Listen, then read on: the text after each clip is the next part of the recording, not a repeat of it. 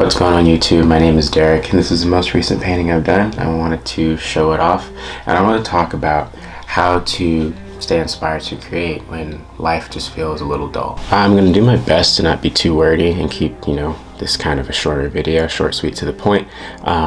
Minimal cuts unless I'm kind of showing off the painting and some b-roll or whatever, but let's get into it. The first one's kind of an odd one, but I would say to just go ahead and clean your room or clean in the space that you normally create in, or just in any space that you spend most of your time in. Like, get that space crystal clear, perfectly clean, wipe things down, throw away old things, for two reasons. I've always believed that our rooms or our space is a reflection of our current state of mind. And I notice for myself, when my room is not clean, I don't think as clearly, or I'm distracted, or I want to mess with something or fidget with this thing or move this thing over, and it gets in the way of my creative process. So put those clothes away, put your laundry away, put those old books up, wipe down your desk, throw away old things that just don't need to be there anymore. Clear the energy. That was the second thing I was going to mention.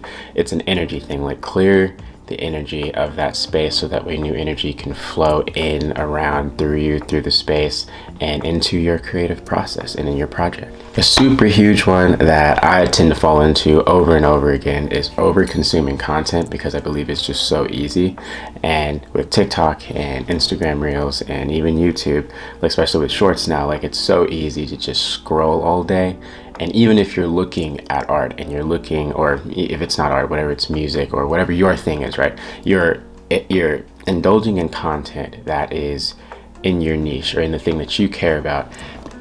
Overindulging in it is actually blocking the process, because even though you might be feeding that creative part of your mind, your imagination, or your spirit, or whatever you want to label it as, not giving those ideas the space to grow and manifest into whatever form they're supposed to take, because we try too hard sometimes to to control the creative process, when the creative process is something that also works on us as we work on it. So there has to be this sense of surrender as we go through. So there has to be a point where we allow ourselves to be bored and to sit with ourselves and our thoughts and our emotions and all the stuff that we've consumed, so we can kind of process it psychologically.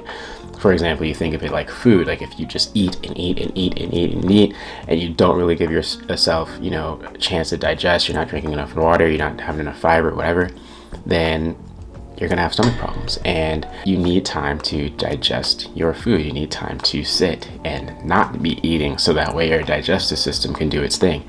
And your psychological system, or your mind, not just your brain, but just your mind, your thoughts, your emotions, your beliefs, your imagination, the mind, right? That psychological system, we'll call it, works the same way. When we're indulging in content, we're taking in conversations, we're listening to music, and we're watching a YouTube video with 1,700 TikTok scrolls later and a couple thousand Instagram Reel scrolls later, if we don't give ourselves the chance to digest all that information, then we're going to be psychologically constipated. We'll say that. The third thing, make choices outside of your normal routine. And it doesn't need to be anything big. It could be as simple as ordering a different coffee flavor than what you normally order. And I got this, I believe, from The Artist's Way by Julia Cameron. I don't remember what chapter, and I'm not about to go grab the book and look it up, but that's where I got this idea and practice from, is reminding myself to do things that I wouldn't. Oh, I also got this from Rick Rubin too, from The Creative Act. Maybe that's where I got it from. One or the other. Point is that I got it from one of those books. But doing things outside of what you normally do will expand your awareness, or expand your consciousness, or might elicit a new thought, a new emotion, a new something within your system, within your spirit, within your creative being, that will bring forth something new, simply because you broke routine, simply because you went outside of the norm and you decided to make a different choice. And that requires awareness, that requires conscious present focus on ourselves, moment to moment. What are we thinking about? What are we feeling? What am I doing right now? Where am I going later? Do I always take this way to work? Maybe I'll make a left. Maybe instead of Uber, I'll do a Lyft. Maybe instead of I don't know. Maybe instead of Uber and Lyft, I'll ask that friend that I've been not really wanting to talk to and maybe have that hard conversation or whatever. And that's actually leading into number 4 is anything that you've been avoiding, do that thing, because it will get in the way psychologically, emotionally, from everything that you're trying to accomplish, whether that's anything on social media, something spiritually, something in school, something in a career, something, creatively. It doesn't matter. When we're avoiding hard emotions, hard conversations, we're not addressing our guilt, our shame, our regrets, and we're just pushing things down into our system. We're pushing things down into the body or in the psychological system.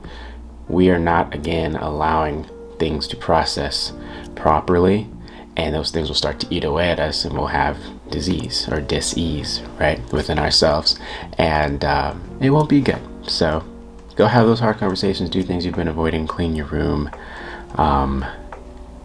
take out your dog, go on a walk, wash your butt, drink more water, put on chapstick, bunch of things. I'm in a good mood today, and I'm glad to be making videos again. So the overarching idea, and I'm going to read off of it just to be honest with you, because I want to make sure I get this across. Think of creativity as an energy that is always flowing through us and around us at all times, like the radio. We just block the signal with our doubts, our unhealthy habits, our attachment to outcomes, our attachment to routine, etc. So, when viewed from this perspective, all we really need to do as creatives is clear the noise, or maybe change the channel, and let life, or God, or the universe, or whatever label you want, flow through us, and allow the creative process, like I said before, to work on us as much as we are working on it, so that way we can discover who we truly are, our best, our zenith, right? And yeah, that rust painting portrait is up for sale. Just message me, DM me on Instagram. I'm gonna put everything, all my links in the description below. I appreciate you watching. Tag Russ, go check my shorts, whatever you gotta do. I would love for him to at least see it. And if not, well, I'd love for somebody to at least have it. Go check out my Etsy store, shirts, paintings, canvases. It's only a few things on there right now. I'm slowly building. But yeah, if this resonated, share it with somebody. And if not, well, at least like it. Come back and watch it again if you need. Subscribe. And yeah, love y'all. See you in the next one.